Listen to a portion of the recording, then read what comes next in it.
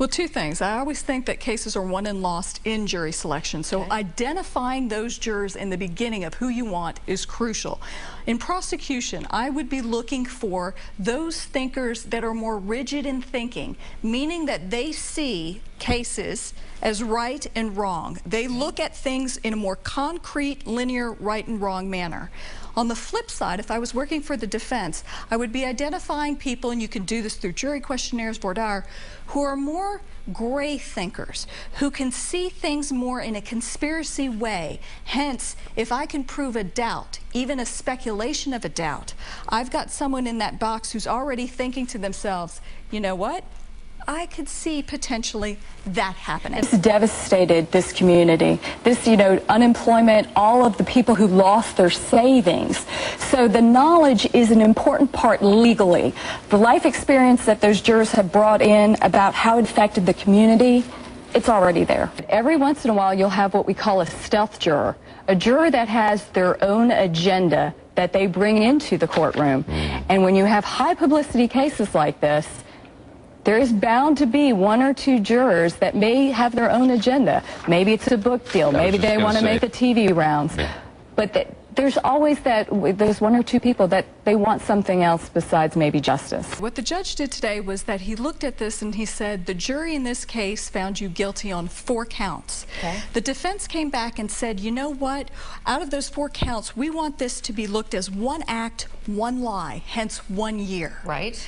What the judge said was, no, I'm looking at these 4 counts as 4 separate and distinct acts of the time that Casey Anthony lied. Hence, he gave her the maximum sentence of the 4 years. But he rejected the defense's argument that all those 4 different counts were grouped together in some sort of 1 act, 1 lie.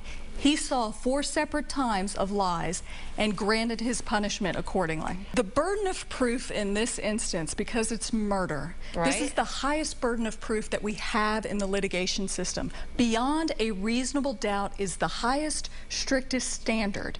And so what I think this juror was saying, and as we've heard from her in this interview, is that you did not prove to me, prosecution, how Kaylee died. Hence, I had some doubts. I didn't know the what, I didn't know the where, I didn't know the why. So you haven't gotten me to beyond a reasonable doubt. You started with a 400 jury panel, and then it got whittled down to 96 people who went to the courtroom yesterday. Can they be fair and impartial? We all bring our life experiences and our perceptions into the courtroom. You just hope that they will just rely on the facts of the case in making that judgment.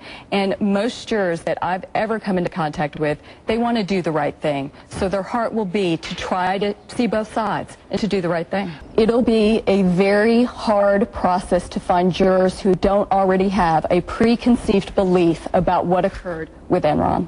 He asked, actually, it was a lady juror who asked the defendant's lawyer, your cologne was a little bit too excessive, so she asked the judge if the judge could tell Mr. Skilling's lawyer to take off his cologne because it was interfering with her concentration. It does tell us a little bit about this particular juror. She must be somewhat of a strong, juror to walk up to the judge and say, I'm really kind of feeling sick with this, so can you tell him to sort of tone it down or take off that cologne? Interesting side note in the trial. Well, the prosecution has done a good job of making this case about earnings over ethics. So the defendants really have to prove that Ken Lay and Jeff Skilling did not know about certain events that were occurring at Enron.